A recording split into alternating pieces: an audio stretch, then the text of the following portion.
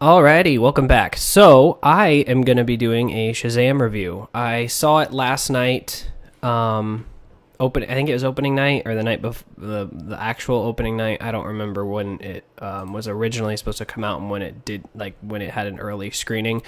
But we saw it on the Friday showing. I'm pretty sure they had Thursday showings as well. But I just wanted to do a kind of a review on it because I loved this movie. I'll just give it to you right now about that. I'm going to talk about some spoilers. So if you haven't seen the movie, my initial review without spoilers is I loved the movie. I think it's probably the strongest DC movie so far. And I think it takes the greatest parts of Wonder Woman and it makes it even better. Or it makes those ideas a little bit better in the idea they have for these movies. So yeah, that's my comprehensive review. Go see it. Has a great reviews all around for the most part. If you are looking for a fun, kind of 80s style adventure movie / superhero movie, you're going to love this. There's a lot of surprises. Don't let the trailers fool you. They do not show a whole lot and they do not show kind of the tone of the movie. So there's that. Now I'm going to move on to spoilers. So if you haven't seen this movie, please try not to see this until you see the movie, and then you can come on back and you can listen to it after that. Okay. So Shazam is directed by David F. Sandberg, who actually started out in YouTube. He was a director who did horror films, like low-budget horror films for YouTube, and then he got kind of picked up, and he's been doing some stuff for Warner Brothers with horror. He did one of the Annabelle movies and a few things like that. So they thought, let's give him a multi-million-dollar superhero movie.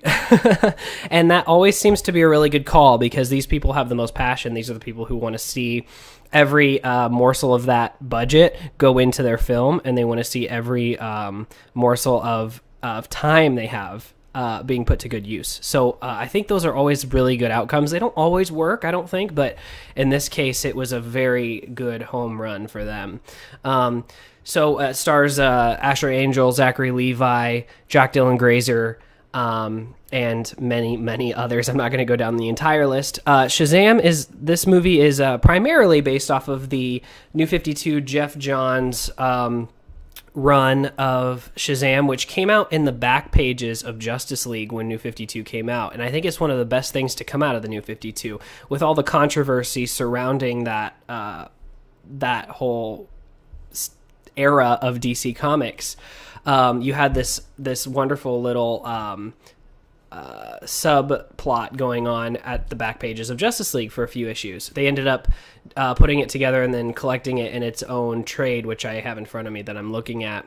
But it's written by Jeff Johns, drawn by Gary Frank, kind of the dynamic duo for them. I mean, I think Grant Morrison has Frank quietly, and I would say you have Gary Frank for Jeff Johns.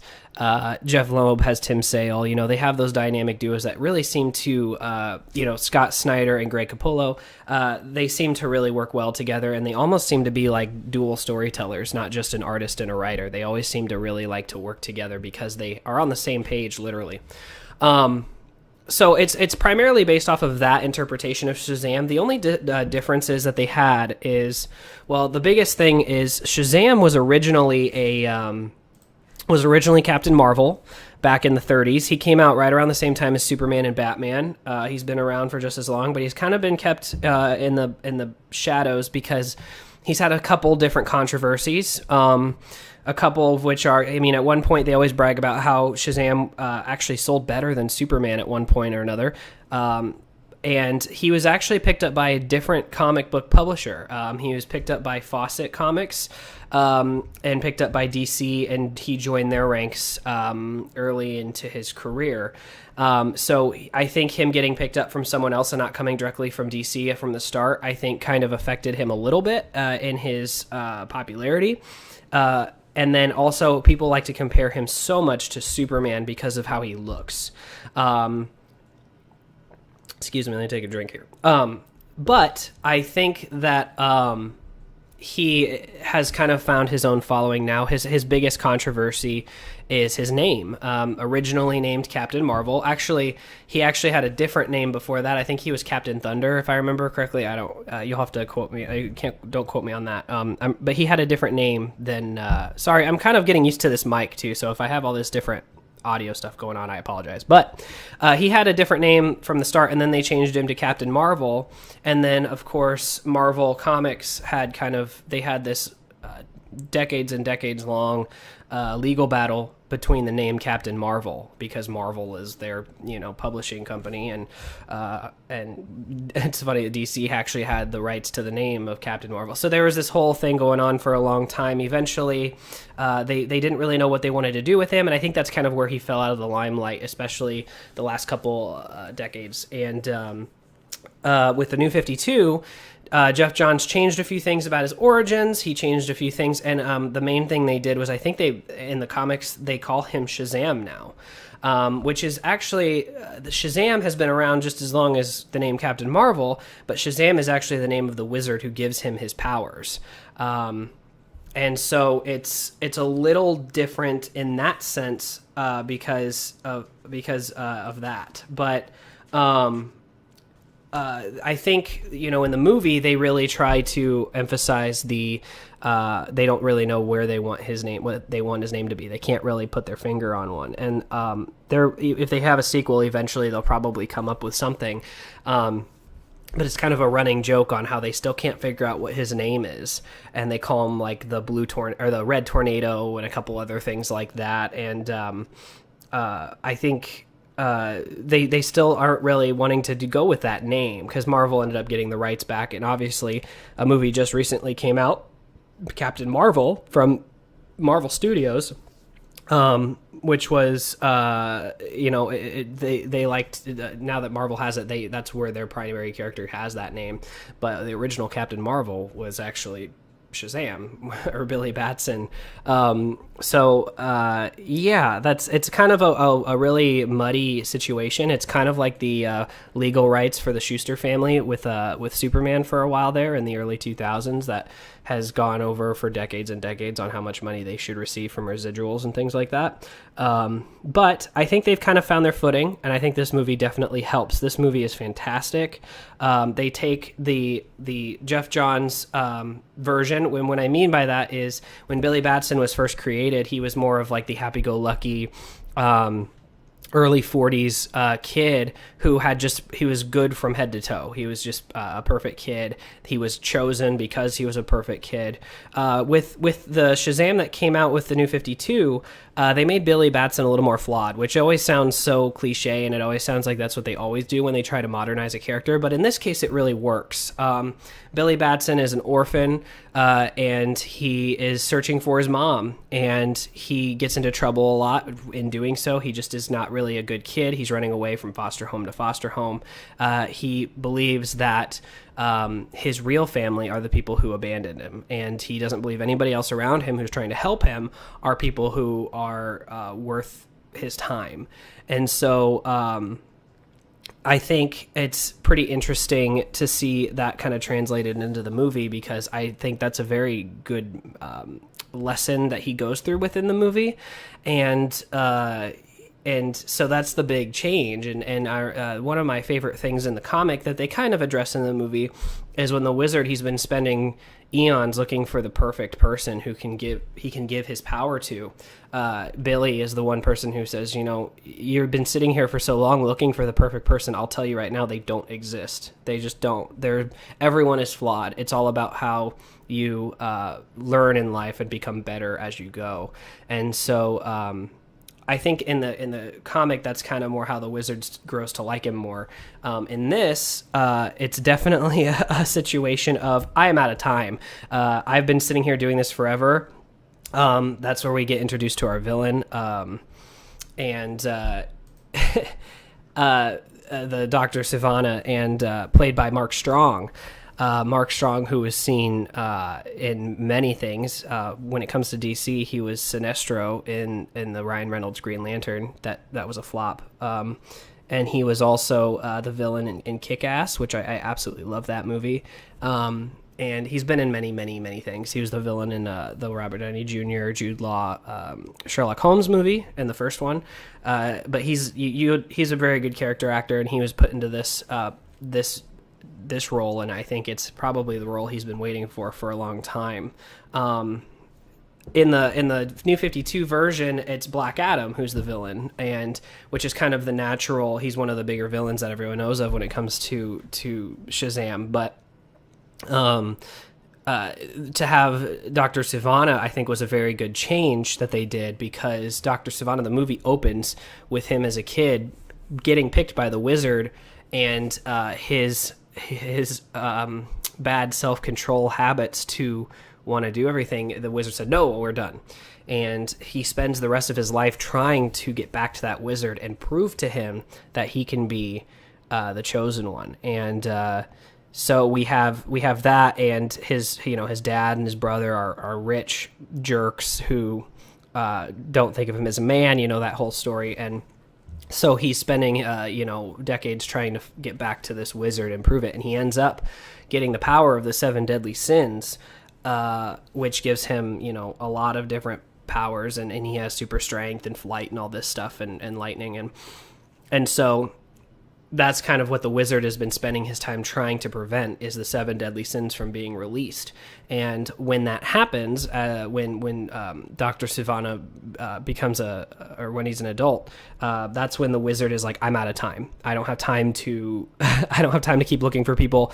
Billy Batson, you get it. And they don't ever really say that out loud, but if you just follow the plot itself, you're like, oh yeah, he ran out of time and he gave it to just the next person he chose. And Billy Batson was definitely not the perfect choice, but Billy Batson understands that there is no perfect person, and he does address that a little bit, and how that's probably why he's been looking for so long, is because he hasn't found anyone worthy of that yet. And so he gets the powers of Shazam. That's where Zachary Levi comes in. When Billy gets moved into this foster family, he has many different step siblings, or foster siblings, however you want to call them. They're not really step siblings, but Cooper Andrews, who plays Victor, he's the dad. He was in Game of Thrones, and I absolutely loved him in that. He was one of the more charming, lighthearted characters in that, and I felt he had a lot of charm to him, and I was like, man, I wish I could see him in more. So it was great to see him play that important role. But you have the main foster brother he runs into is Jack Dylan Grazer, as Freddie Freeman, who is from the comics. And Freddie is a superhero nerd completely. He's like me. He has a bullet from a crushed bullet from Superman that was shot at him, and he has it, and he's like, I could totally sell this for this amount of money. He has a replica Batarang. Every t-shirt he wears in the movie is some symbol of a superhero, whether it's Wonder Woman, Aquaman, Superman, whoever. He's a huge Superman fan, and so he knows everything about the superhero way. He's just like the audience nerd who just or geek who just loves superheroes and knows the ins and outs of them. So it's all natural that Billy Batson, who is not taking to this family very well at all, goes off and when he becomes Shazam finally, he asks Freddie Freeman, for his help. That's where the comedy and the charm of the movie comes in, is there's a lot of montages of him practicing his powers, and Freddie Freeman is kind of helping him with the tests and things, and telling him what he should try and things like that. I have to say, Jack Dylan Grazer as Freddie Freeman is probably the best actor in the movie. I absolutely loved his performance. I leaned over to my girlfriend in the middle of the movie and I said, that kid is going to go on and have a very good career, because he just is very natural, very charismatic, the most likable person on screen. You're just drawn to him. And Zachary Levi finally gets, I think, a performance that proves that he can be in movies, because he hasn't had that opportunity. He's been stuck in kind of the TV world. And the chemistry between Zachary Levi and Jack Dylan Grazer is just perfect. It's absolutely perfect. The one criticism a lot of people have been giving of this movie is Asher Angel as Billy Batson, saying he's a pretty weak actor, and you can't really believe that Asher Angel is the same person as Zachary Levi when he gets older. And I see that to an extent, especially in the beginning. A lot of people talk about that as well. The beginning, definitely, he's a little trying a little too hard. He is a little bit too burdened, I think. But it follows and progresses the plot perfectly, because at a certain point he's looking for his mother, and then he feels like he's run out of leads to find her. So he kind of gives up for a little while, and that's where he kind of drops the whole "I'm in a hurry to constantly be doing this," and he kind of tries to get to know people, and then he gets thrown into this situation he didn't want, which he gets these powers, and that's where the movie takes off. And I think one thing people don't think about is everyone's like, well, he's such a bummer when he's a kid, and then he becomes Shazam, and he's just constantly joking / excited when he gets things. Asher Angel's Billy Batson doesn't seem to be interested in superheroes or powers at all. And so when he gets these powers and he's doing it, he seems so excited, almost like Freddy. Well, I think that's just part of the him being excited, being thrown into this, and just he never really thought he would want something like this, and then he gets it, and he is happy. And even Freddy kind of mentions it after the first night of them kind of going around, screwing around, and trying to buy beer and all that stuff, which is great. And he says, I haven't really seen this side of you before. And that kind of shows that I think Billy Batson lightened up in those times, because anybody would if they were given these crazy powers for no reason and they didn't know how to use them, and they're just goofing off, and they're a kid and they can now be an adult. It's that whole idea. But I really think everyone that is a lead in this does a really great job, and I think they really have a really good chemistry between all of them. Mark Strong's Sivana is a little bit of a flawed villain, and you kind of sympathize for him. And not only that, though, you can see where his flaws are and how these people were growing up so differently. You have someone like Billy, who didn't have a family but is given this family that isn't blood, and he learns valuable lessons through them to become a better person. And then you have Mark Strong, who is, as a kid, he has his blood family, but they treat him so poorly, it's like he doesn't, and he never quite gets what he needs to be a good person. And so it's another one of those, I kind of compare it to, like, say, the Daredevil TV show between Matt Murdock and Kingpin or Wilson Fisk. But it is similar to that, where you have these people who start kind of in the similar situation where they feel very unwanted and they feel like they don't have any use in life. And they just, through different paths, they learn lessons, and some of them are for the good and some of them are for the bad. The action and effects are great in this. This is probably the most major spoiler that I'll have in this. So if you don't want to hear this, skip just maybe like a minute. But they actually introduce the Shazam family, which I never thought they would do in this movie. I thought they'd maybe save it for the sequel, and they give the foster kids all the Shazam powers, which is something from the comic books, and it's the coolest thing. The actors in it, I think, are very well cast to be the adult versions of each kid, and they do a really great job as well. And the action, that final scene is really great because it shows a little bit of Billy's intelligence. It shows the best characteristics of each foster kid, and it really shows the bonding that they're naturally getting through their adventure. A lot of people are comparing this, like I said, to an 80s action movie like Goonies or even Gremlins, or some kind of adventure, and I would say that's a really good comparison. This movie is definitely a family movie, but it's unabashedly dark, and not dark like Batman v Superman dark. It's dark like it doesn't make my girlfriend and I were talking about this a while back. Those movies that made him so great is not only was the acting really spot on, a lot of the kids didn't feel like actors in a kid's role. They felt like just natural kids that they found who just don't really notice there's a camera around them and are just very natural. That happens in this movie as well, and that was something that was, I think, born out of some of the 80s casting, and so that kind of is good there. But also, these movies don't treat little kids like babies. They don't make these movies that are ultra soft and lighthearted, no consequence, and just a fun adventure. Those have their place, but I just remember some of my greatest experiences as a kid is seeing a movie that was meant for kids but you go, man, am I supposed to be watching this? But you handle it, and you handle it well, and you learn from it, and you get really you love it, and I think it makes you smarter. I think it makes you a little more prone to fear, and so I love that about this movie, and they don't really show that in the trailers. In the trailers, it's all the jokes and it's all all the lighthearted stuff, but and that's fine, but I love how when you go into it, it's not exactly what you expect, and that's really great. There's a lot of little kids getting threatened. There's a lot of death. There's a lot of really crazy killings and things like that, and it's just, I think it's a perfect love letter to those kind of movies, and I think that's why it's connecting to people so much, is finally someone is making a movie where they don't treat kids like dumb babies. So that's really great. I'm not gonna really, I don't really have a whole lot else to talk about in this. I could sit here and talk about it for hours. These are really my initial thoughts on the movie. I loved the suit. Everyone complained about the padding, and I think everyone's kind of dropped that whole complaint now that they've seen it, because not only does it look better on film, but when you see the story, it makes sense why it looks like that. It makes sense why he looks like just this buffed up, padded up action hero, which is great. I love this movie, and I'm really happy for it. If I have to rank it, I'm in the middle of doing my commentaries on the DCEU. I've only done Man of Steel so far. Batman v Superman's coming next.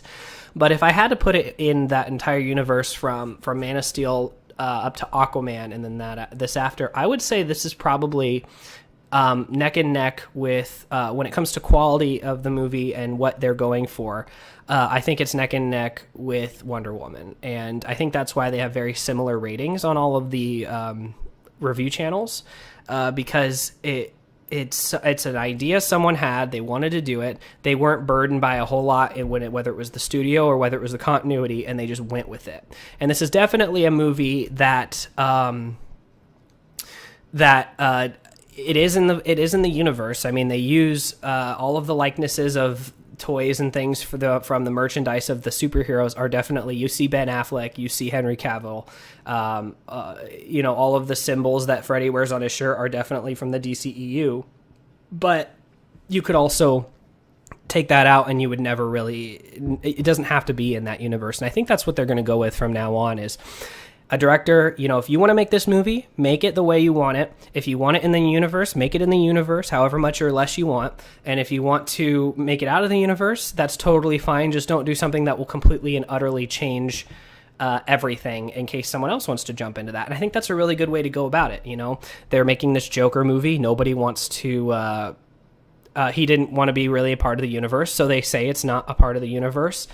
And so okay, this is very separate, and this is in a different universe. And then, you have someone like Sandberg who is like, I don't really care. I just want to make this movie. If you want to throw in some of the DCEU stuff, that's totally fine, and it can be a part of it. And they're like, okay, well, however much you want to throw in, you can. However much you don't want to throw in, you don't have to. There is a controversy at the end of this movie with an appearance of another hero, and I think it works perfectly fine. I think especially until they figure out what they're going to do with that said actor. I'm not going to spoil it because it's one of the best reveals of the movie, I think, and it's a very solid ending to the movie. So I don't want to say who it is or what happens, but even in spoilers. But when you see it, you'll know who I'm talking about. And I think going about it that way is just a good way of saying it's in the universe, it's not in the universe. It's just kind of, we focus more on what this story is and not about everyone else around us. And I think that's something that I think, as much as I love Marvel, you can't watch Captain America 1, Iron Man 1 and 2,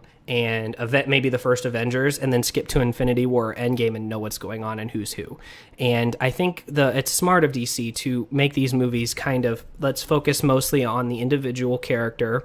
Let's do it one step at a time. If it wants to be in the universe, it can be. If it doesn't have to be. And then when we, if we end up doing something that connects a little bit more with a director, then we can just use what we have so far. And I think that's a smarter plan.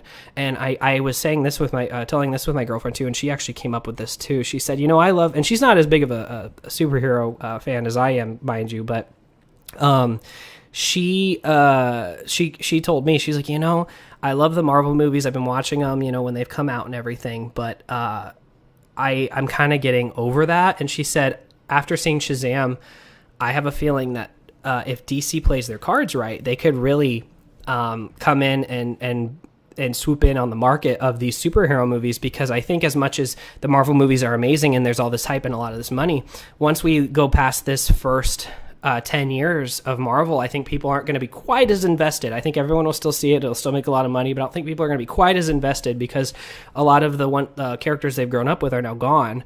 And she said, I think if DC swoops in and they do it right with this and they do this kind of method, they could definitely be, there could definitely be an audience that goes, ooh, maybe we should move over to this now that it's getting better, and like really look into this universe. And it could really pick up a pace and really be in a good place. So, I don't know. We'll see what happens. I'm looking forward to the Joker movie. It seems really dark and edgy, completely different than Shazam when it comes to tone. But I'm excited to see it. I'm excited for this new Suicide Squad that I keep hearing things about with James Gunn, and I love James Gunn, and I love Guardians of the Galaxy, so I can't wait for that. The Batman is still being worked on, and I'm glad that they're taking their time with it. Same with The Flash. The Flash is definitely up in the air, but with Grant Morrison and Ezra Miller rewrite, it may be a home run. We don't know. We'll have to wait and see. Wonder Woman, we'll have to wait and see, but I'm glad they're slowing down, taking it one step at a time, and now here we're getting some of these movies that are connecting with people, and I think that's, as long as they're doing that, that's the best course of action they can take right now. And I'm really happy that they never just said, okay, we're completely starting from scratch again. They did that with Superman Returns was supposed to be a start of universe, then Green Lantern was supposed to be a start of universe, and after they flopped, they went, okay, we got to completely scrap everything and start from scratch again. Let's do it again. And I'm glad that they are just kind of rolling with the punches. The movies that don't work, but they keep going with it. And I think that's really going to help them in the long run. So go see this movie. It's really fantastic. Everyone in it is great. If you're a fan of superheroes, people have been saying this, if you're a fan of superheroes, feel free to go see it. I'm sure you'll love it. I'm a big fan of Zachary Levi. Love that. The kids are great in it. The action's great in it. And if you're looking for a good comic to pick up, you can pick up Shazam from the pages of Justice League by Jeff Johns and Gary Frank. I'm not going to sit here and promote just a movie because I also want to promote comic books, because those are the source material, and I think people really should give them a shot if they like the movies. So, yes, it's Shazam, the New 52 by Jeff Johns and Gary Frank. You can pick up the trade paperback of it. I got it cheaper than this, but you can pick it up for $17. It's at most bookstores. You can get it on Amazon. If you really love the movie, feel free to pick that up as well. There's also a new Shazam comic that has just been coming out through DC with the Rebirth stuff. It's also by Jeff Johns. I don't know who's doing the art on that one. Let me actually look that up. You're going to hear my keyboard typing. I actually haven't been able to pick it up yet, and I'm really excited. It's Shazam by Jeff Johns with Dale Eaglesham. So it's a different artist. It looks great. Looks like it's the same tone that he had with the New 52 stuff. I think they are on to issue 4 or 5 now. I'm probably going to wait to pick it up and trade physically, but you can definitely pick that up at your local comic book store, or you can get it on digital through the DC Comics app or Comixology. They are both a good resource for that as well. So if you are looking for Shazam, there's quite a bit out there. There's quite a bit to look for. Also, feel free to look up Justice League Unlimited, the animated series from the early 2000s, which has a couple episodes with him in it as well, which is very well written and very well done. Always recommend those. But besides that, this is a great time. This is a great time to be a superhero fan. This is a great time to be a DC fan, especially with this uptick that's been going on. So I hope everyone goes out and supports this movie. I know it's not going to, it's around the same time as Endgame. So really, please try to go out and support this one as well, because it really deserves it. And I'm not just saying that from being a DC fan, from a superhero fan in general who loves both. This movie definitely deserves a little bit of praise. So I hope everyone enjoyed this review. Look out for my next review commentary, which will be Batman v Superman, which should be coming out in the next few days. But until then, I will see you later.